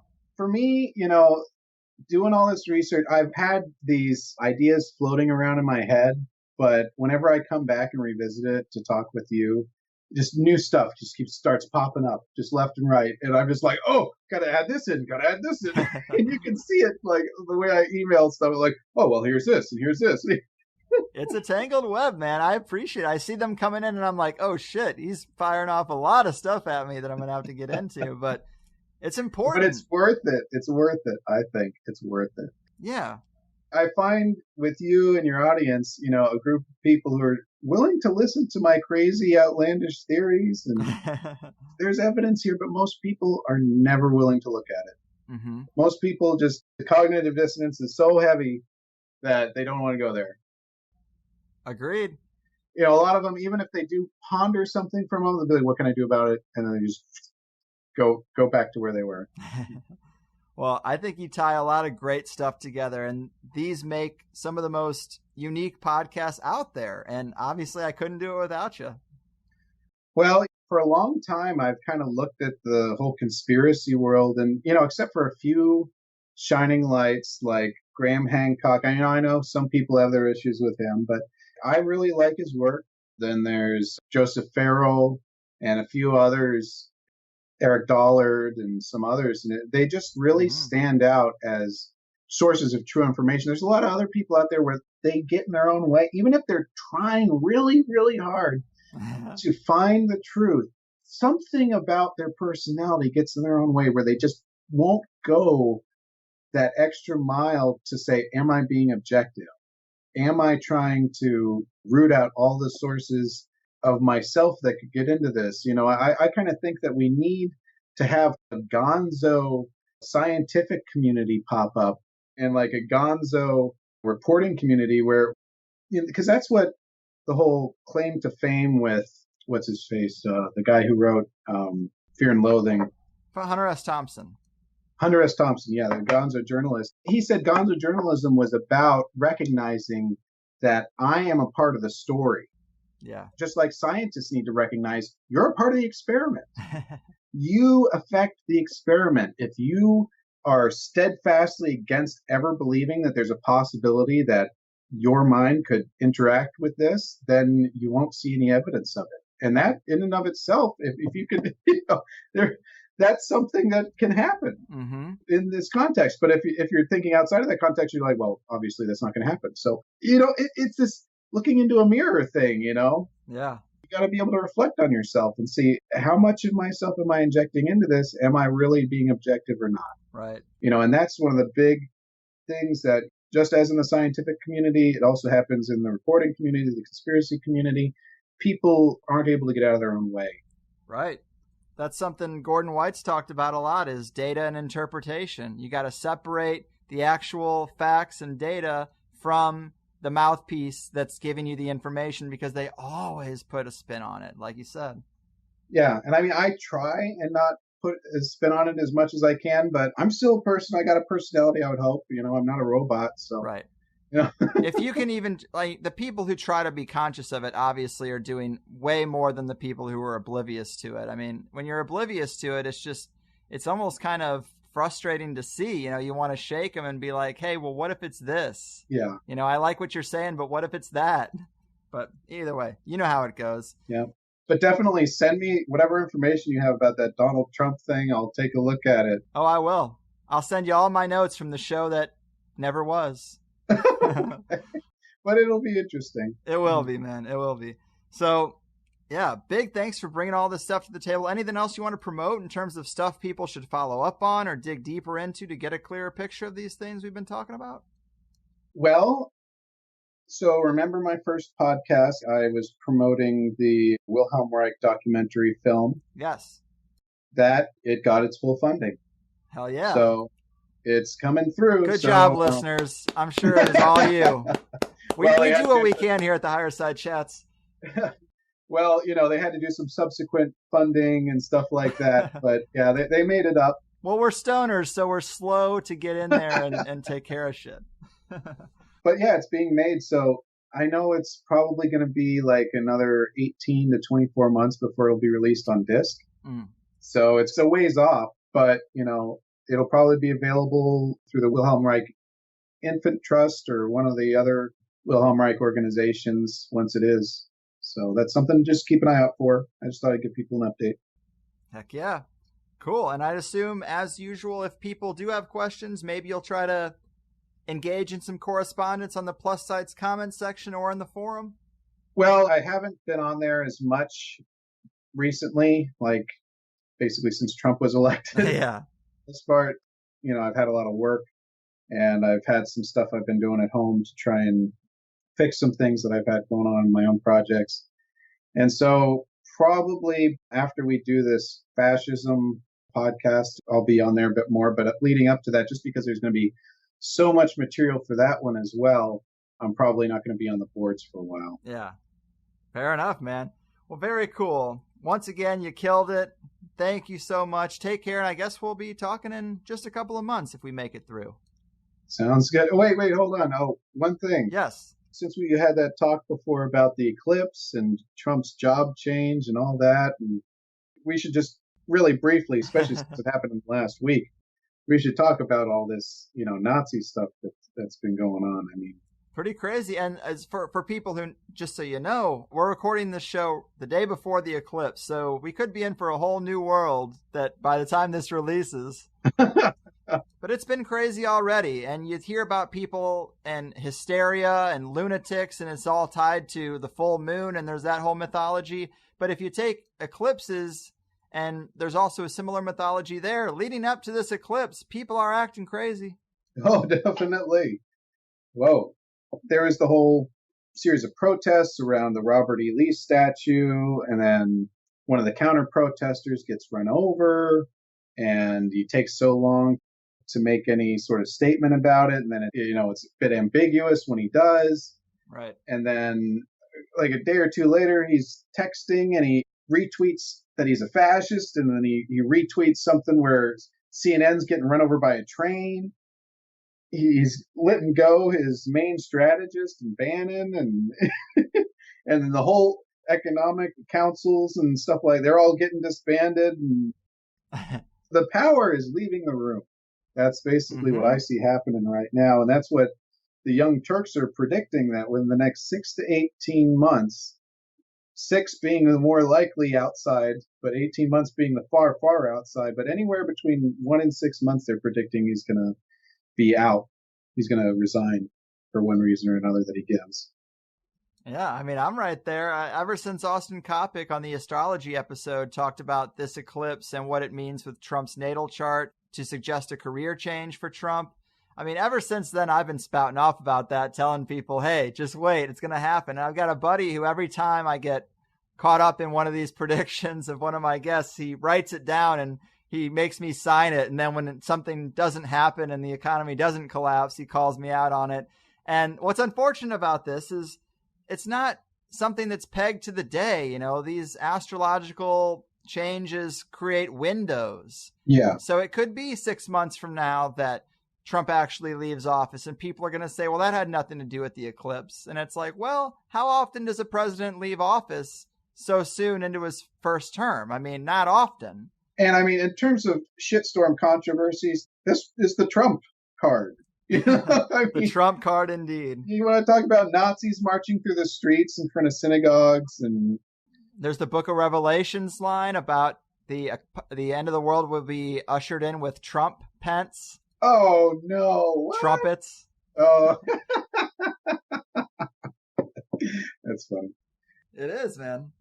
And the way he reacted, I mean, unless you're really a hardcore supporter, you got to realize the way he reacted was just so flat, you know. I mean, and saying, "What are we going to do now? Pull down Washington's, monument?" It's just getting to level of ridiculousness that is, it's cartoonish. It's cartoonish at this point, you know. Right. Well, considering how much deep state funding talk there was around the Trump election, realizing that his uncle was very embedded in the MIT nexus, and also I looked at some stuff from Walter Bosley since you first brought the Charles Delshow saga into my sphere of influence. He actually talks about that too. And what's weird is that apparently multiple machines in the Charles Delshow artwork are labeled Trump. And apparently the man who's credited with creating those arrows, his name was Homer Trump. So, yeah, man. And another thing is the ones that say Trump on them are numbered in a series, 4,500, Donald Trump, 45th president. What? Okay, I gotta bring out my Delshow book and look at some of those paintings. Yeah, you should look at that because maybe there's some, you have a source, because you can always go back and change things later or make one that looks the same but says Trump on it and then put it in your blog. But if you've got a hard copy, definitely take a look at that. Series 4,500 of photos and see if you see stuff with Trump written on it, because he might be a liaison to a deep, deep undercover cult of weird alchemists and arrow craft flyers that are German in nature. Well, I mean, one thing that came up briefly during the election that a lot of supporters dismissed was the fact that, it was stated during his divorce proceedings that Ivanka saw him go to sleep reading Adolf Hitler's speeches. Damn. That's pretty damning. I brought that up to people and they said, "Oh, well, that's a divorce proceeding. You can't believe anything that's said in that." I'm like, well, actually, that's probably one of the best ways to get dirt on somebody is to have their pissed off wife spouting off in the middle of a courtroom. Yeah. I'll definitely check that out because I have the book with all the, I don't know if it's not all of them, but like a lot of the original prints that were sourced for the Delshow book. Yes. I have that book of prints of those, so I can look at that. Yeah, it would be great to get that confirmation. And then if I find something, I'll send you a picture and maybe you can post that. Absolutely. And there's even more to this, dude. There's so much to this, but we're about to set a record. We actually have. Actually, that's copyrighted. I don't know if we'd That's be able fine. to post We won't that. post it, but let me know so I know. We can source it at least. We'll figure it out. It'll happen. But man, we've definitely set the record for longest episode of THC, which I just appreciate. But I've got to eat. I haven't eaten today. I haven't eaten either. All right, man. Okay, well, take it easy. I love it. Definitely. Great time. Take care. Okay, bye-bye. And boom goes the dynamite, people. Shamangineer, once again, hell of a guy, hell of a show. I hope everybody's liking the series of secret science shows. They are a little different, because Shamanj just sends me books and presentations and lectures that are related to a given element, and then we talk about them. I also try to stay conscious of the fact that you guys need context. It can't come off like two guys talking about a movie you never saw. So we always try to lay a good base there. But we also include everything we've talked about in the show notes. So the links are always there, but it is more of a synthesis of material than most episodes. I know we're a day late also, but everybody gets an extra hour, and I think that's something to celebrate at least, because me and Shamanj ended up taking 2 hours just to get through these scientist guys and all their interesting work and the experiments that have been done around water. So if you cut it off there, that's really like a typical Higherside Plus show. 2 hours chock to the brim of interesting shit, and everybody gets that today. And then in hour 3, we pretty much went a completely different direction by focusing on this book, Edda Dorfa, and a few other pieces of sci-fi fantasy stuff that relates to the inner earth and these properties and lesser-known states and structures of water that actually help to make the case that these stories might be truth wrapped in fiction. because the idea that they guessed so right about a few of these things is fairly unlikely, so maybe we have some real elements at play.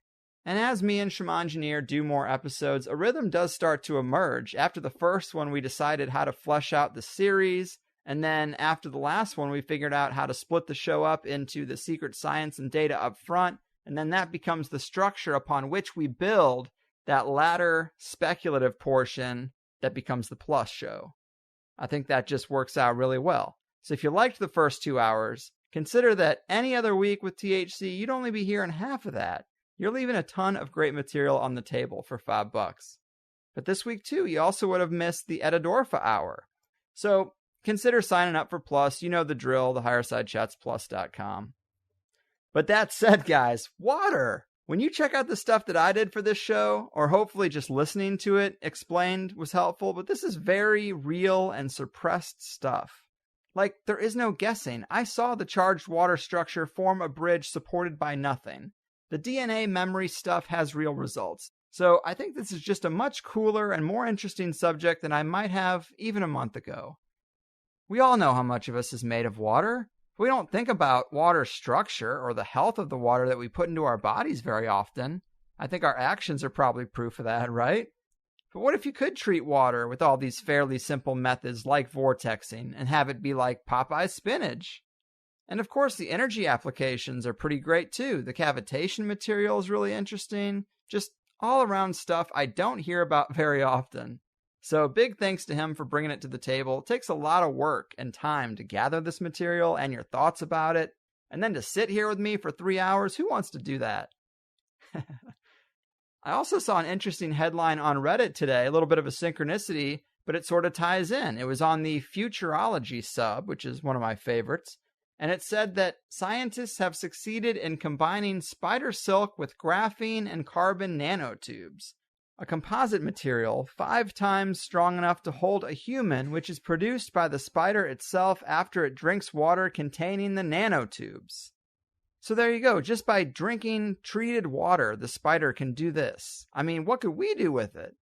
Is it maybe a less invasive and natural way to geoengineer or even bioengineer our bodies? Because it sounds like it could be. And what this whole episode got me thinking about was legends of fountains of youth and magical springs and how this could all relate to perfect conditions in the environment. Maybe the light hits it just right and the water flows in the optimum spiral and the charge builds up. You know what I mean? I think it's possible. And not only was this episode long, but you basically got a crash course in all the material that I had for the time-traveling Trump's Baron in the Inner Earth episode that I guess isn't going to happen. I do think it's pretty crazy that nobody I saw during the election was talking about Trump's uncle literally being the guy to assess Tesla's papers. And if that wasn't enough, I mentioned Walter Bosley had added that Trump is actually on some of the Delschau drawings of the Sonora Aero Club. Well, Shamanj confirmed that because he has a hard copy of the book of artwork, and sure enough, it's there. Maybe there's no way to link the family trees together, but Trump is not a common name, and especially not in the small pool of people working in science at that level that are German immigrants at the time, right? I don't know. Some people even say that the name Trump is made up, so who's to say? But there is a ton of speculation there built on a pretty interesting set of real facts, from the Baron Trump books and the Aero Club artwork to his uncle, Tesla, and Back to the Future. Either way, maybe we will get Walter back on. It really is his material. It's his blog that I learned about the Delschau Trump connection. And I think a lot of people enjoyed the last one we did, so maybe we should do that. I think that'd be fair. I also have to thank everybody out there who answered my call about web hosting and needing a new server. I got a lot of great responses, and I have multiple generous people helping with the back end and technical aspects of this business, because it is a business. And traditionally, I like to keep everything in-house, but that's risky when something happens that's over my head. So I asked for a little help, and man, I got it. I will say I was really shocked by the career positions of some Higherside Chats listeners out there. Jesus Christ. Some of the resumes I got are listeners who work in IT or data analytics at some huge companies, some who are lead engineers at major web hosting companies too. So I was really humbled to get such high quality responses. I ended up going with a guy who's a little more independent, but also has an impressive resume, and he's going to be making some moves and optimizing the THC infrastructure. And so far, he's been really great, and I think we have almost all the little issues worked out. Also, big thanks to other podcasters who helped me out and gave me some contacts or just felt my pain. Apparently, our good friend Jen Briney of Congressional Dish, she was with Bluehost too and finally ended that nightmare. And Gordon from those conspiracy guys, he got in there and tried to work out some redirects for me and helped out a lot, offered a lot of great support to me in my time of crisis. So I do appreciate the solidarity, guys. You both put on really excellent shows. But that pretty much does it for me. I think you guys are going to love what we got coming out on the roster for September. We're getting into a recent surge in Chicago cryptid sightings. We're getting into predictive magic. And we're getting into the 5G attack on everything. It's going to be a wild ride. I'm also going to have Chapter 2 of the Armenia Adventure on your desk by the end of the month. And that is a Carlwood promise. So thanks everybody for listening. Thanks to my man Shamangineer for sharing such unique stuff. And I'll see you next time. Your move, water wizards, science suppressors, and agents of the Alchemy quarantine. Your fucking move. Lucid dreams are so vivid, 'cause you go to bed at 7, and your brain comes alive, 'cause you hate your 9 to 5. You wake up with a dread, and make sure your cats are fed. Did your brain talk to a ghost, who moved your coffee and your toast, as you listen to the Higherside Chats? You get to your desk, and your boss says it's a mess, and your soul slowly grows to a place where nothing grows. When you think he's not around, you insert a SETI sound. The OM says turn it down, and you say it's just the Higherside Chats. Oh, do you think you'll be invited to Bohemia Grove, to a Bilderberg Club? Oh, do you think you'll be invited by a Rothschild to a party on a submarine? Diving down to the center of the earth, to the Marianas Trench, your teeth begin to clench from the sulfurous stench. The mask you're given doesn't fit, 'cause you're not one of them. Starting today, you'll make plans to get away. There's no one to hold you down, and the what-ifs start to drown. Then you wake to the glare of a cold fluorescent stare, and the light winks at you, 'cause its life is almost through, but it's holding on to quit time just like you. It's time for the Higherside Chats.